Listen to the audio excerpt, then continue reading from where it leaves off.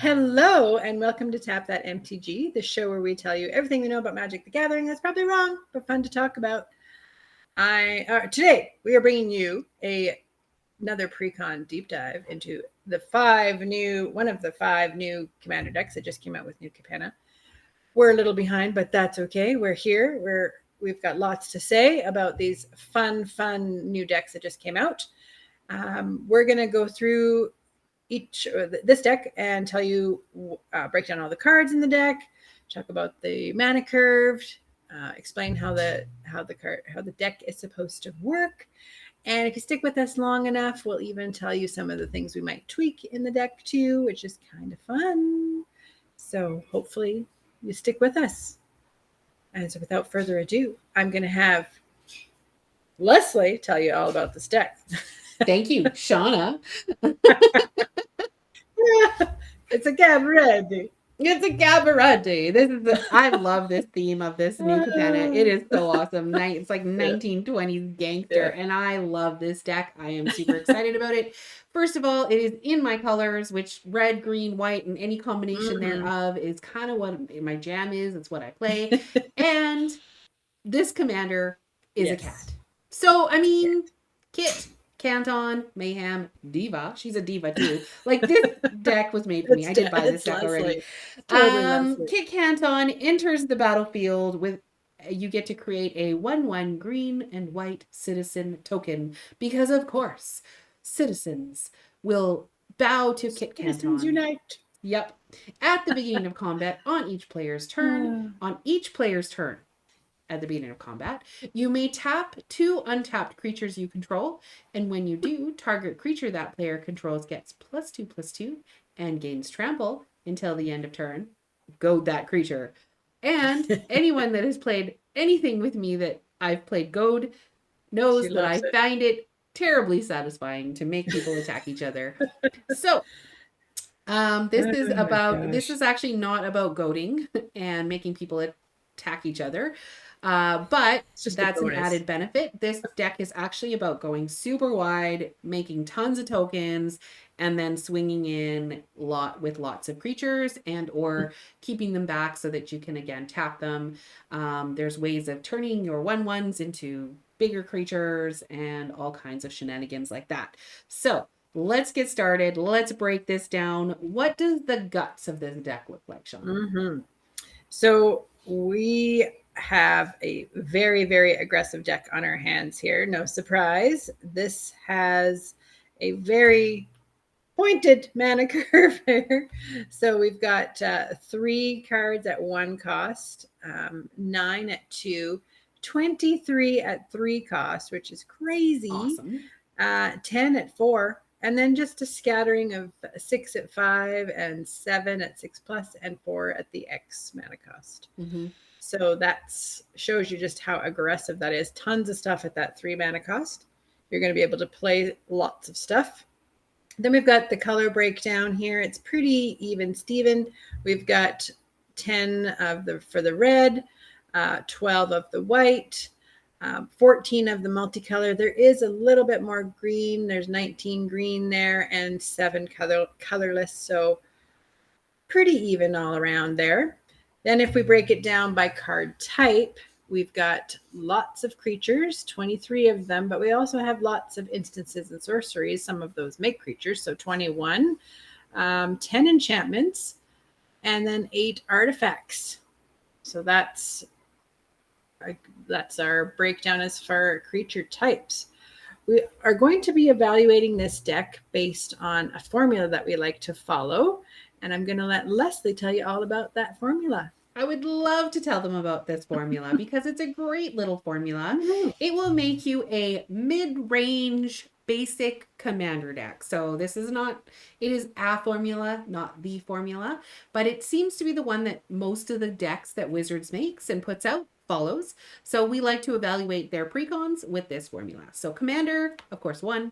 We like to see around 15 mana ramp cards, 15 removal cards, 13 card draw, 12 high impact, 10 other cards that will support your theme, and around 34 lands. Of course, any of those numbers can fluctuate up and down, by 2 or 3 and still be a-okay. So that's what we're going to be evaluating this on. Our first section is actually mana ramp and generators. How many do we have, and what is that section all about, Shauna? So this is the cards that are going to help you get play your stuff. So getting lots of mana. So the formula calls for 15, and the deck has about 11, which is pretty on par. We've got the first card we have here is a Leafkin Druid, which is a 0/3 for 1 and a green, and it is adding a green mana just by tapping it. And if you control 4 or more creatures, add 2 green instead. I really like this card. I've used it a lot. And then Secure Tribalder is fairly basic staple in most commander decks. You'll see if you start playing a lot. If you ever hear people say Steve, this is the card that they're talking about, because apparently he looks like Steve from Teenage Mutant Ninja Turtles. There you go. Fun facts for you.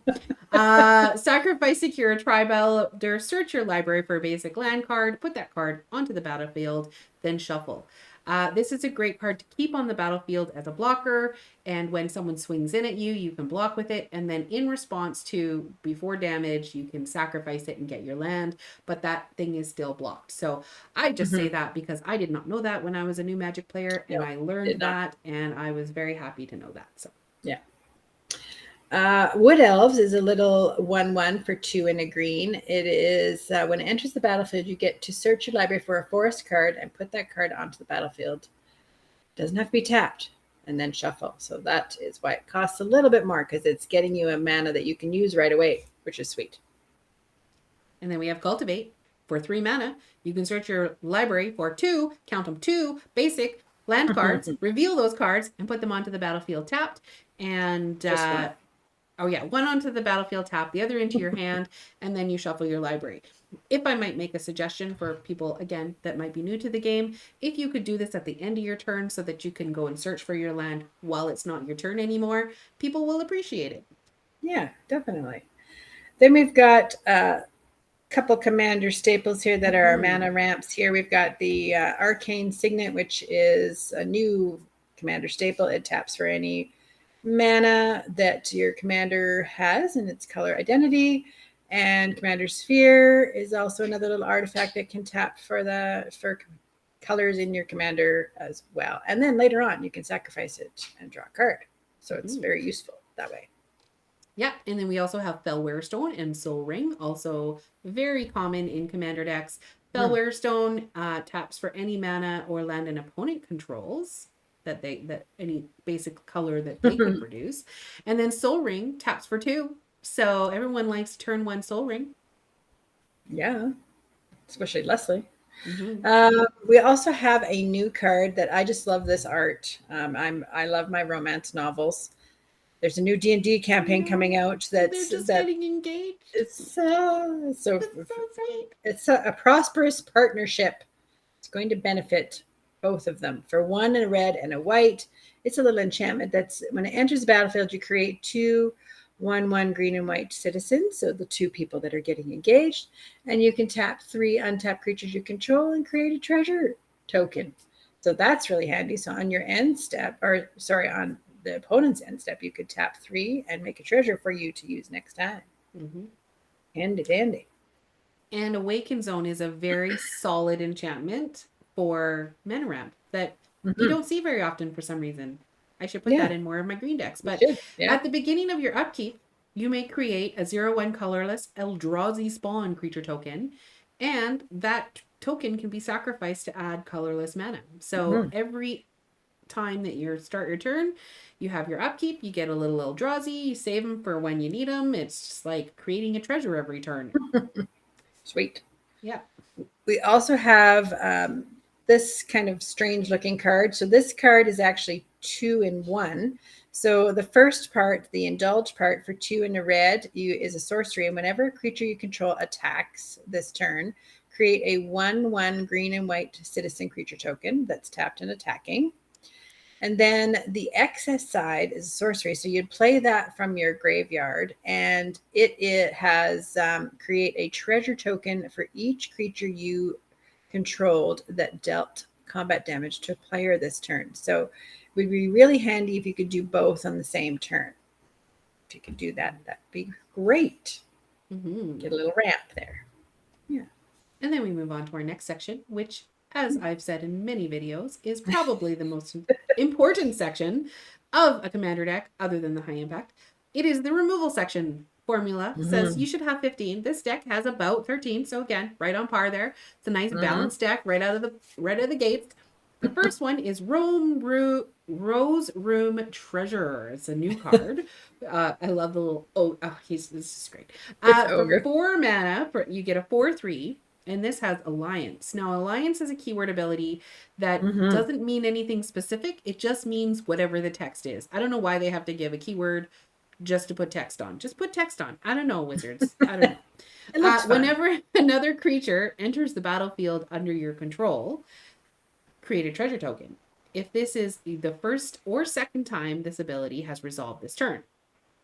Otherwise, you may pay X, and when you do, Rose Room Treasurer deals X damage to any target.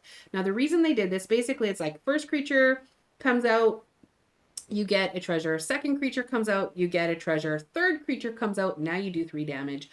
Fourth creature comes out, now you do 4 damage. It's because you're creating like a whole bunch of tokens all at the same time. So it's like, that's where the Alliance comes from, whenever another creature enters the battlefield. So yeah, it's pretty good at like creating a whole bunch of, when you create a whole bunch of tokens to have something with Alliance on the battlefield. Yeah, and it could be tokens coming in. It doesn't have to be cards that you pay for. Exactly. Just a bunch of tokens. So Cabaretti Confluence, it is a little sorcery that's for 3 and the Cabaretti colors. Choose 3 of these things. So you may choose the same one more than once, which is handy. So you can create a token that's a copy of a target creature card you control. I'm going to make it a little bit bigger there. Thank you. It gains haste, and you have to sacrifice at the beginning of the next end step. And then you can exile target artifact or enchantment.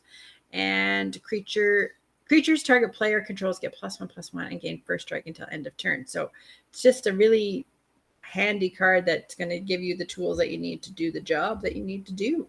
And I love that it's choose 3. When do you ever see choose 3? Yeah, exactly. Not very often. Fell the Mighty. Destroy all creatures with power greater than target creature's power. Options, board wipes, all the shenanigans that you need in a deck. Yeah.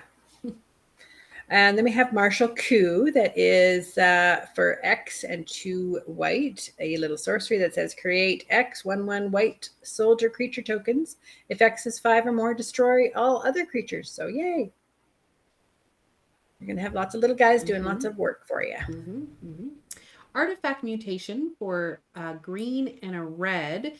Destroy target artifact, which is always handy. It can't be regenerated. Creature or create X 1/1 green Saproling creature tokens, where X is that artifact's mana value. So here's another one that, number 1, you're doing an instant, you're getting rid of something, and you get a benefit of getting some more tokens on the battlefield. Tokens. Yay! And here's another one. This time it's an aura mutation. So you're going to destroy a target enchantment with this one and create X Saprolings, where X is that enchantment's mana value. So you've got some good removal there. And Path to Exile for 1 is an instant. Exile target creature. Its controller may search their library for a basic land card, put that card onto the battlefield tapped, then shuffle. And here's where I'll add a little anecdote or a little tip when you're playing. Just because you have Path to Exile in your hand doesn't mean you have to use it. I would recommend waiting until someone attacks you and using it then, because it is an instant, and then you don't have to be a jerk to someone until they're a jerk to you. I don't know. Shauna. What? I'm joking. No, it's not you. Most people do this, but there's sometimes people are like, I think new players in particular, they see that they have a removal card in their hand and they want to remove something. They want to use it right away, but you don't have to use it right away. There's a way to kind of keep friends until, all of a sudden they're your enemies, and then you can punish them for becoming your enemy. Yeah. That is usually how Leslie plays. The next card too, Beast Within as well. She does that a lot too. changing their big attacking creature into, it destroys it and turns it into a beast creature token. I mean, unless the rest of the group's like, we really need to get rid of that. But and you just want to assure everyone it's yeah, okay. it's I got this. I got can it. get rid of it. Yeah. Boros Charm for 2, red and a white. You get to choose one. You can either deal 4 damage to target player or planeswalker. Permanents you control gain indestructible until the end of turn, which is going to be super important because everyone's going to try to do board wipes with all of your wide creatures. And then target creature gains double strike until the end of turn. In fact, when you get a really big board, they will target they will try and work together to do a board wipe. So definitely keep that in your hand if you have it until they do a board wipe, in my opinion. But if you need it for removal, you can use it for that. Then we have the Cabaretti Charm. So these are the new charms that have just come out. This is for the Cabaretti colors. Again, an instant that you choose one, it deals damage equal to the number of creatures you control to target creature or planeswalker. And creatures you control get +1/+1 and gain trample until end of turn. That could be helpful for the final thing. Or you can just create 2 little citizens. Whatever you need, you've got your card to do it. I love these charms. They're so charming. I'm hilarious. You False are. Floor for 4. When it enters the battlefield tapped, and then creatures enter the battlefield tapped. So that's nice. And then when you need, you can pay 2 and tap it to exile False Floor and exile all untapped creatures. Activate only as a sorcery. So you can't do that the first turn it's out, but it's going to force people to get a little bit more aggressive in those little slower games, because if they leave their creatures untapped, you can get rid of them. So they're going to want to maybe that's that whole goaded and making people attack thing.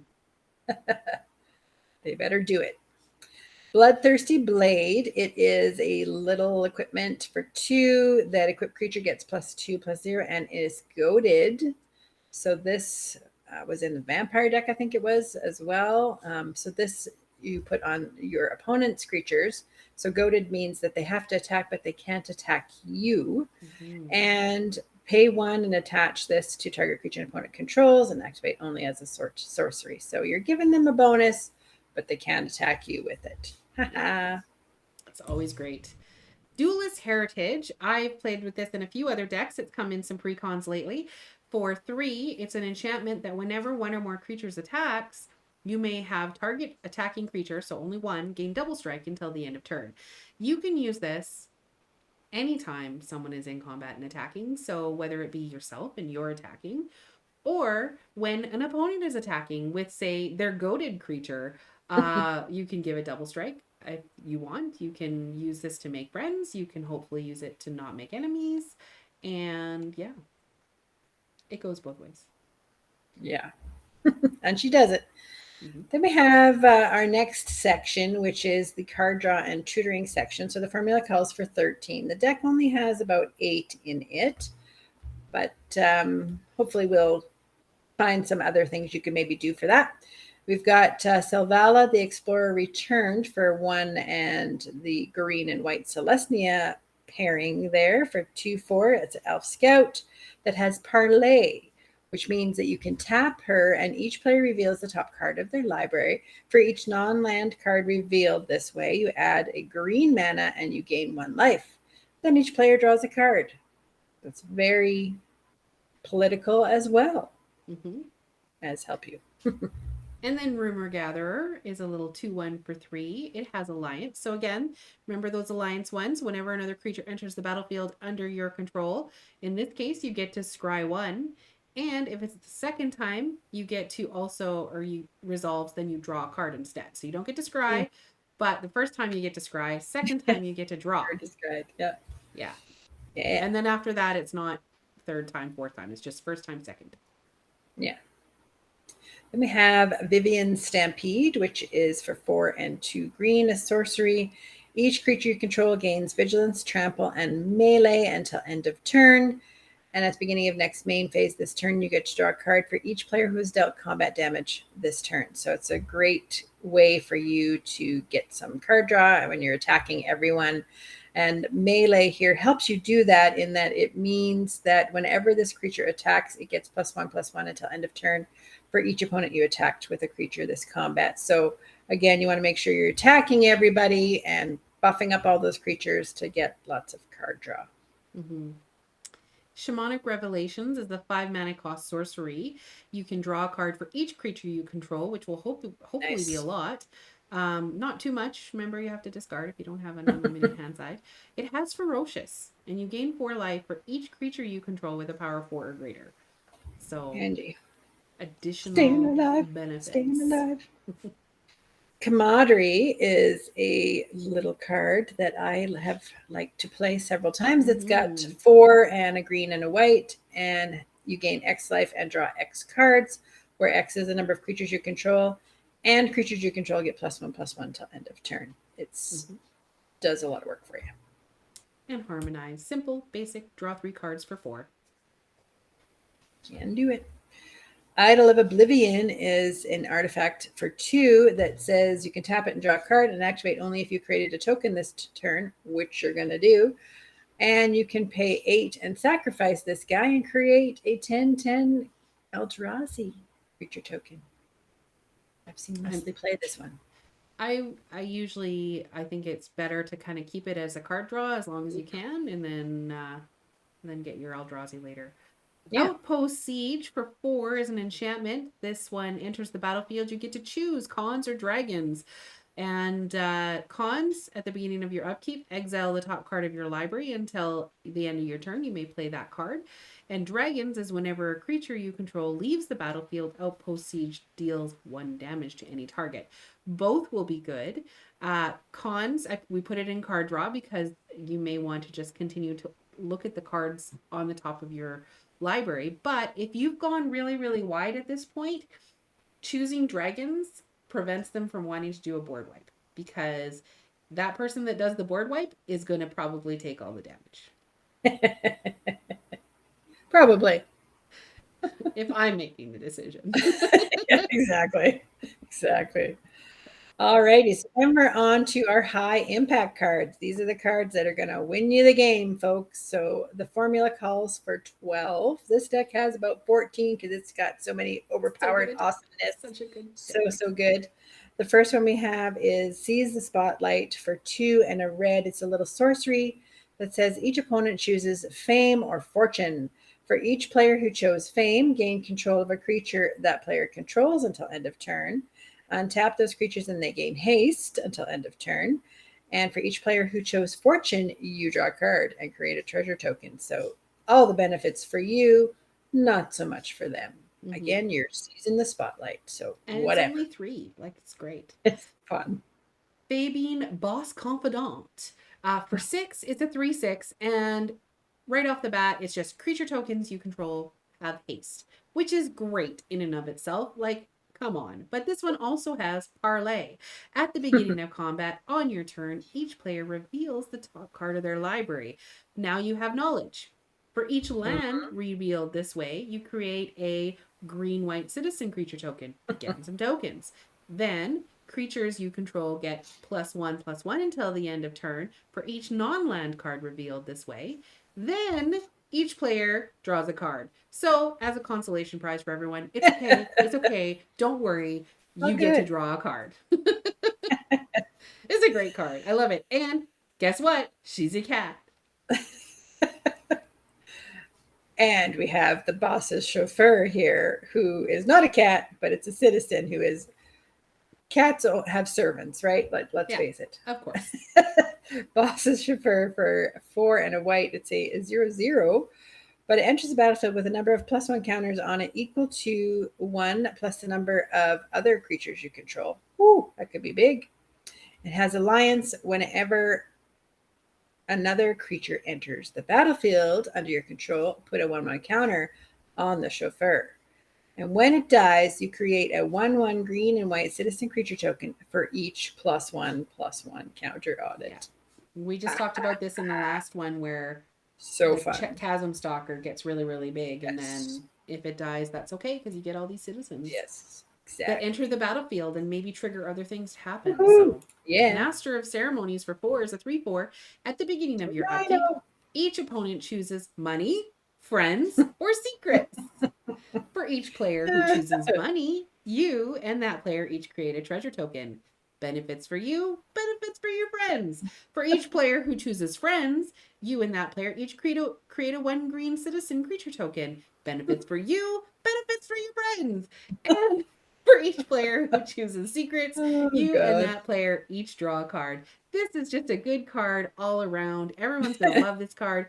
It's not really that big of a card. It's a 3/4, but it's high impact because it's just going to continue to do stuff for everyone, and everyone will be cheersing you with that cup of Halo that's in their hands. So.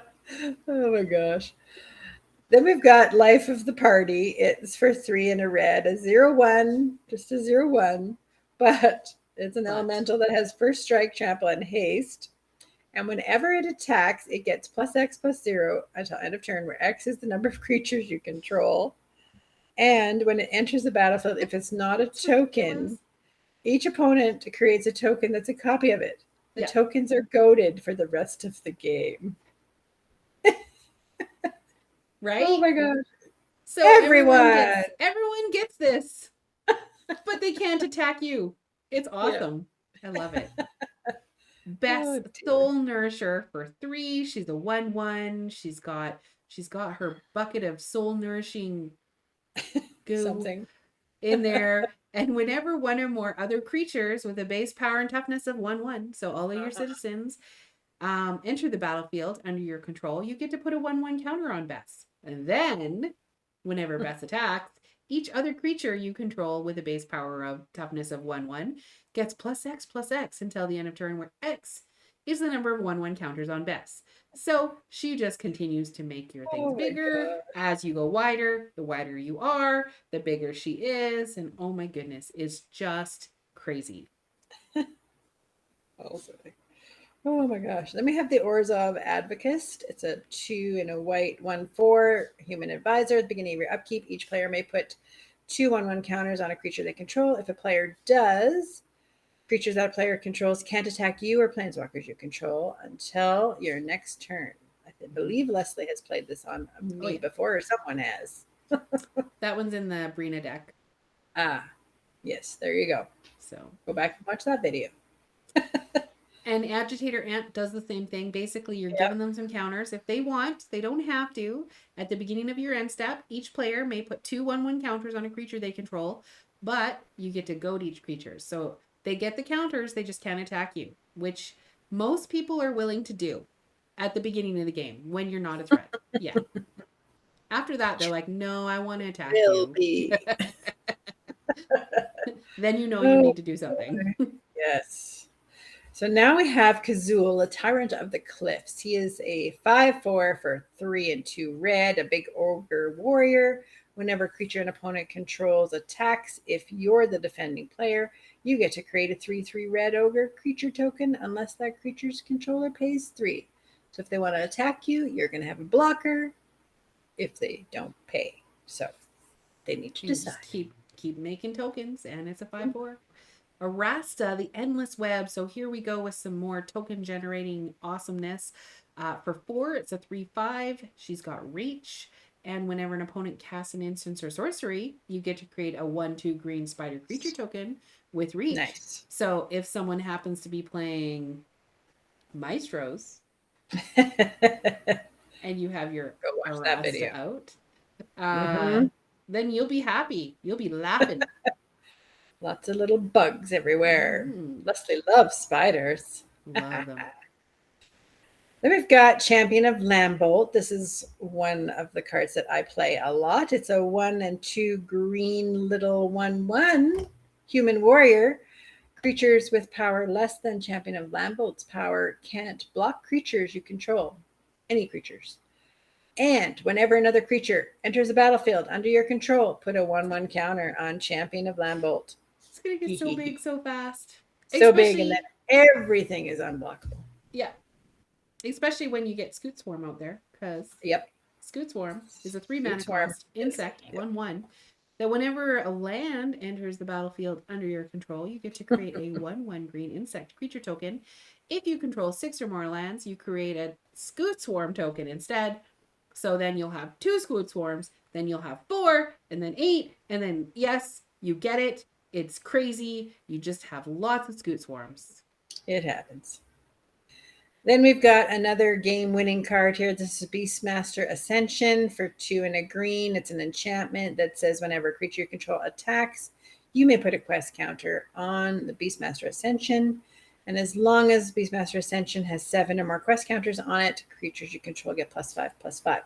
All you have to do is attack with 7 creatures. When this comes out, it automatically becomes, it happens right away. And then your little 1/1s are actually 6/6s. So this actually just triggered. I have triggered abilities in my head. They just like pop up.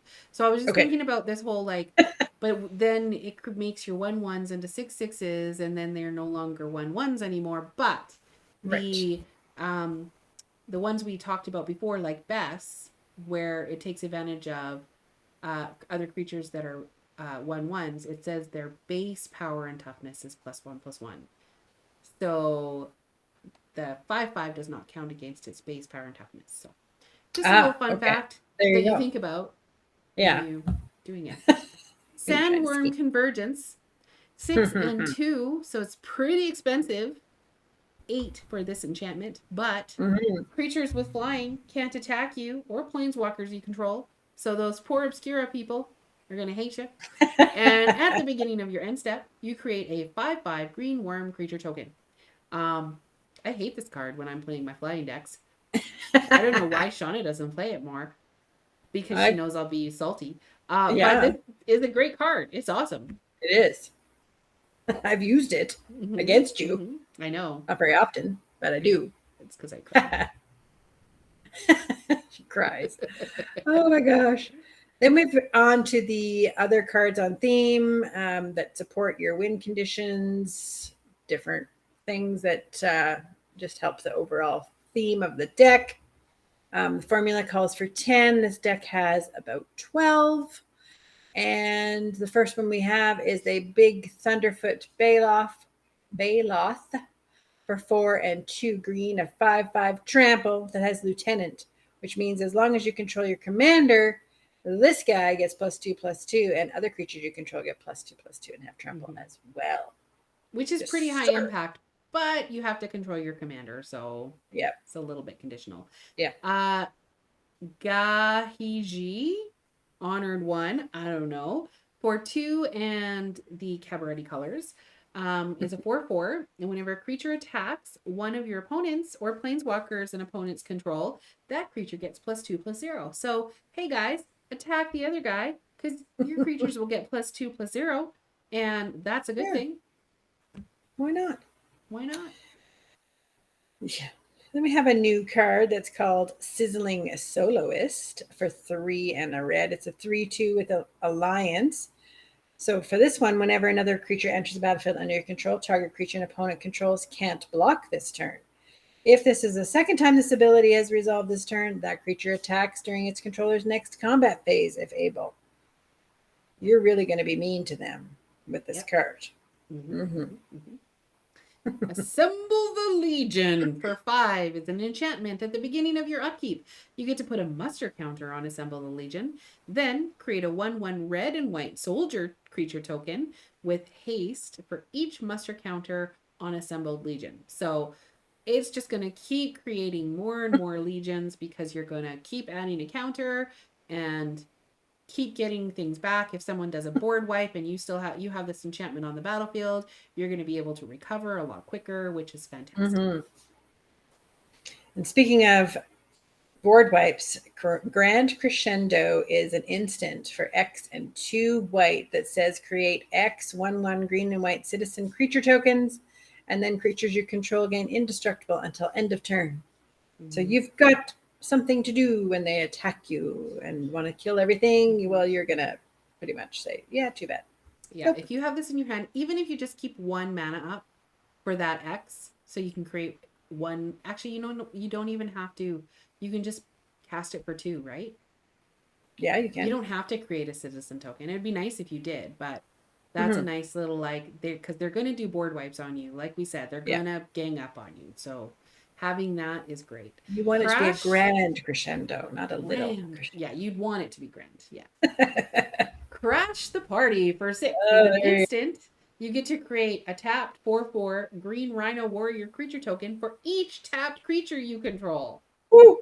So you swing in with everything or half your things, whatever, and then you pay 6 on your second main phase and you get that many 4/4 green rhino warrior tokens. It doesn't even matter if they die at that point because I mean, you're getting a whole bunch of 4/4s. I guess you don't want them all to die because you need to have tap creatures. Yeah. You know. It's an instant though, right? It is Yeah. an instant. So you can do it before they die. Do it before they do blockers. Yeah. You're smart. That's why We'll she wins. Do it in response to their blockers. Yeah. There you go. Call the Coppercoats for 2 and a white, an instant that says Strive. This spell costs 1 and a white more to cast for each target beyond the first. So this means you can do more things with it. Choose any number of target opponents. Create X 1/1 white human soldier creature tokens, where X is the number of creatures those opponents control. Nice. Mm-hmm. And March of the Multitudes has been around a little while and is a great card for X and a green and a 2 white. But this one has Convoke. And where was the reminder text when we were looking for it earlier? But anyways, your creatures can help you cast spells, which is fantastic. They can just be colorless if you want, or if you have a green creature, it can tap for green. If you have a white creature, it can tap for white. And you can use that. You can just use all your creatures instead of mana or as well as mana. And you're going to tap all your creatures or a lot of your creatures and your land. And you're going to create X 1/1 white soldier creature tokens with lifelink. So now you have 1/1 white soldiers with lifelink. I love that card. Going wide. Yeah, exactly. Scepter of Celebration for 2 and a green. It is a little equipment that says equipped creature has +2/+0 and has trample. Whenever equipped creature deals combat damage to a player, create that many 1/1 green and white citizen creature tokens. So extra trample means extra citizens made. Put that on Champion of Lambo. Yeah. That just keeps getting bigger. Sweet. Killer Service for 3 is an enchantment. When Killer Service enters the battlefield, you create a number of food tokens equal to the number of opponents you have, which usually is around 3. At the beginning of your end step, you may pay 2 and sacrifice a token. If you do, create a 4/4 green rhino warrior creature token. Now, you've just created some food tokens, which is great. They gain you life, or you can use them to turn them into rhinos. So, from rhino food into rhinos. Yeah. Or you can sacrifice those little 1/1 warriors, those soldiers, those citizens, those treasure tokens, any token it says. Anything. And turn it into a 4/4 green rhino. Because a 4/4 green rhino is better than a 1/1 citizen token. Nice. Then we have Felidar Retreat. This is a nice little enchantment for 3 and a white that has landfall. Whenever a land enters the battlefield under your control, you choose one. You create a 2/2 white cat beast, or you can put a 1/1 counter on each creature you control, and those creatures gain vigilance until end of turn. This is a very fun card. I've played this card a lot. I love it. Mm-hmm. Yeah, just getting counters and vigilance until the end of turn, and then you just keep making your little things bigger and bigger. Now, if you put 1/1 counters on them, it still doesn't change their base power types. Just so you know. Right. Even though it's a permanent counter and it's not just +5/+5, it's a counter. It doesn't change their base power and toughness. Yeah. Intangible Virtue for 2 is an enchantment, and creature tokens you control get +1/+1 and have vigilance. So right on up there with Felidar Sovereign or Felidar Retreat, but it's just like a nice little permanent. Everything now has vigilance. Yeah. So our land, we're not going to go through those, but there's lots of multicolored lands, lots of really great lands in this deck. There's a few too many, though. The formula calls for 34. The deck has 38. So you can maybe use your tweaking, take some of those out depends. Just play it and see what you feel like, if you need lots of land or not. But 38 seems to be a bit much. You might get a little bit flooded with that. So that is bringing us to our next section. Thank you for staying with us. I'll let Leslie start this one off. It's so exciting because we're at the tweak section, folks. Yeah.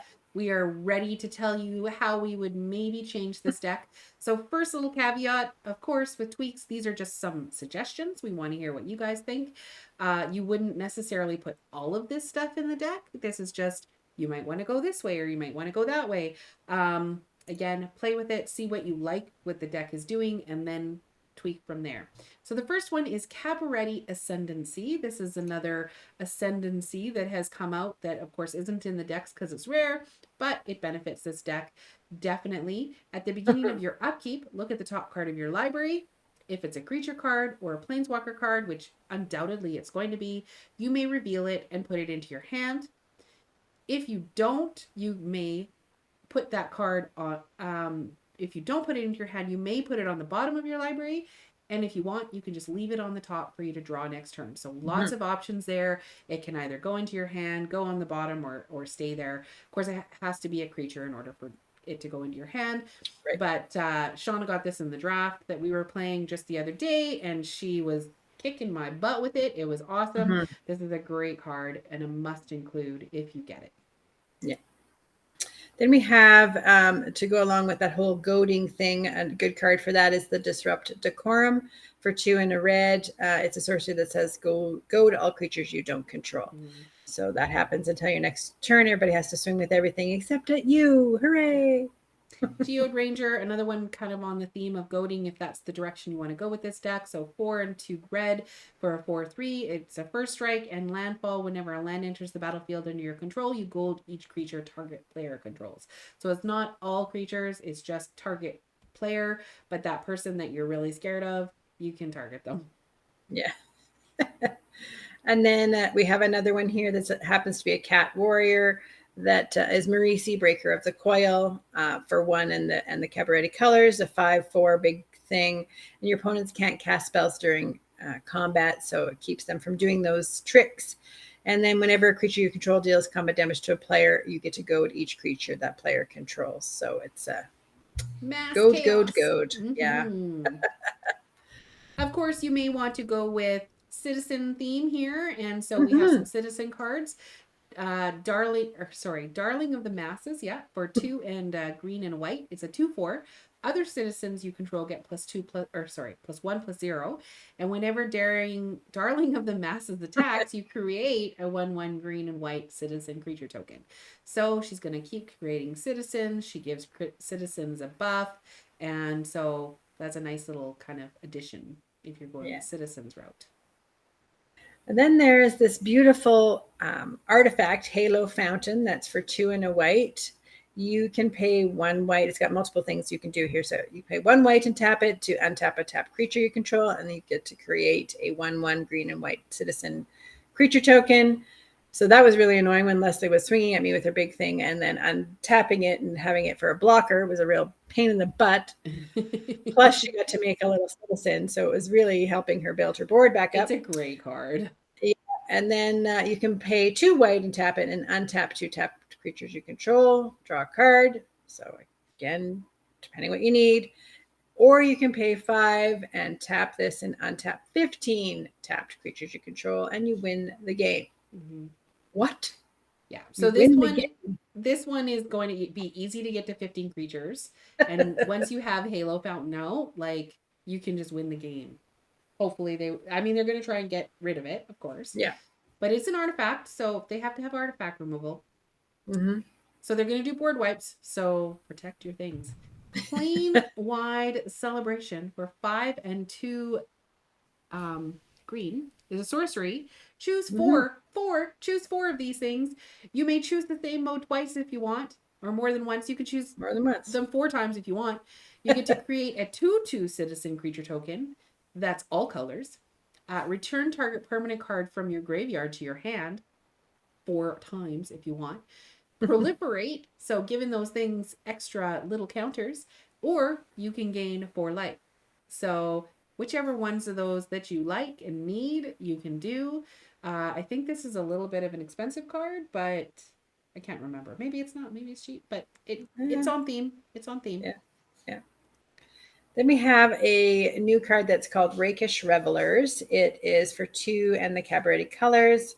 It's a 5/3, so it does do a lot of work for you. When it enters the battlefield, you get to create a green and white citizen creature token. About half the time, I forgot about this other ability on here where you can just pay 2 of any color and exile this card and have it become attached to a land. So changes your land so that it can be that color that you're missing of the Cabaretti colors. So I was forgetting to do that about half the time that I was playing with this card the other day. So make sure if you can use this for your mana fixing too if you need to. Yeah. Beginning of the game and then cast it later. It's awesome. So Stimulus Package is another option for you if you want to kind of get some treasure tokens on board. And then possibly use those treasure tokens later for something else. So this is a 4 mana cost enchantment. Whenever it enters the battlefield, you create 2 treasure tokens, and then you can sacrifice a treasure to create a citizen. So just kind of a good way to continue to get some benefits from those treasures if you're not using them anymore as mana. And I'm going to let Leslie talk about this next card because she wants to. Because I want to. Whatever. But Ginny is a really great card. Jetmir's second. She is the Cabaretti colors. Of course, she has hybrid mana, so that means you can use either or to cast that little pip. If you would create 1 or more tokens, you may instead create a 2/2 green cat creature token with haste. Or you can create that many 3/1 green dog creature tokens with vigilance. So whatever you like, cats or dogs, whatever your shtick is, instead of creating a citizen, you can create a cat. Instead of creating a citizen, you can create a dog. Instead of creating a soldier, cat or dog. So she does a lot of work for you. Create a food token. Nah, I don't want a food token. I want a dog, So she gives you some options and continues to up your game. Yeah. Then we've got this really awesome card that's a little expensive from the new set, but if you have it, this is a great place to use it. Bootleggers Stash for 5 and a green. It's an artifact that says lands you control have tap and create a treasure token. That could really give you some ramp for sure. Then or if you use it with Ginny, yeah, tap all your land. Say you have 10 land. Now you have 10 cats. Woohoo! Sweet. And they have haste. Aha. There you go. And I want to talk about this little guy here because he's done some work for me. Devilish Valet. For 2 and a red. It's a 1/3 with trample and haste. And his alliance is whenever another creature enters the battlefield under your control. Double Devilish Valet's power until end of turn. So I played this on Arena, and I had, whenever you attack with a creature, you make another creature. So he became a, what was it, Leslie? 13,000 power of some sort with trample. So yeah, the person was dead, let's just say. Yeah. You're going to be creating a bunch of like tokens all at the same time, and it's going to trigger lots. And he has trample and haste, which is fantastic. So that's a possible kill someone spell. Yeah. Jetmir, Nexus of Revels, is a 4 mana cost. He's the boss leader of the Cabaretti. He's a 5/4, and creatures you control get +1/+0 and have vigilance as long as you control 3 or more creatures. You will. Creatures you control also get +1/+0 and trample as long as you control 6 or more creatures. You will. And then creatures you control also get +1/+0 and have double strike as long as you control 9 creatures. You will. So nice little option in there as well. Of course, it's mythic, so it's harder to come by. But if you have him, he might be a good addition to this deck. It's pretty fun. And Rabble Rousing, this is the card that I paired with the little Devilish Valet. And it is an enchantment for 4 and a white. It would just do good with anything going on in this deck, really. It has Hideaway 5, so that means you get to look at the top 5 cards of your library and find something in there that you might want to play later and tuck it underneath this card and then put the rest on the bottom of your library. And then whenever you attack with one or more creatures, you create that many 1/1 green and white citizens. So you could be doubling your stuff easily. Then if you control 10 or more creatures easily, you may play the exiled card without paying its mana cost. So this can really help you win the game. And there's two more things we thought this deck could use. First is protecting your creatures. We've talked about that already, but there's two cards that we think will protect your creatures. The first is, of course, Heroic Intervention. It's a little bit more expensive card, harder to come by because it's really a great card. But permanents you control gain hexproof and indestructible till the end of turn, so that will protect your wide board from all these board wipes. And then if you're really mean, you can get Eldrazi Monument for 5. Creatures you control get +1/+1 until the end of turn. They have flying and they have indestructible. At the beginning of upkeep, you do have to sacrifice a creature, but you're going to have so many that it doesn't matter. If you can't sacrifice a creature, then you have to sacrifice Eldrazi Monument. But you're just going to keep making citizens and soldiers and all that kind of stuff. So those two are very nice additions, especially Eldrazi Monument, which is actually only around $6. So it's not that expensive of a card, but everyone will hate you. You can do the last three, Shauna. Okay. So speaking of expensive cards, if you happen to have these, any token deck loves these three. Anointed Procession. It is a great enchantment that if an effect would create one or more tokens under your control, it creates twice that many instead. Doubling Season, similar sort of thing. If an effect would create one or more, you'll have twice that many. And if an effect would put one or more counters on a permanent you control, it puts twice that many. So that's really helpful with this one as well because it's doing counters too in this deck. And then Parallel Lives, again, same idea, puts twice that many tokens. This is a token one as well. So those three, they're all really expensive, but if you have them, this is a great home for them for sure. And don't be afraid to, if you can't afford to get a second copy of that card or whatever, move them around or create a proxy of it so that you can use it. I tend to like it if people actually own the card and don't just create proxy decks, but really your play group can be the ruler of that. So decide what you need to do, but ultimately we just want you guys to have fun.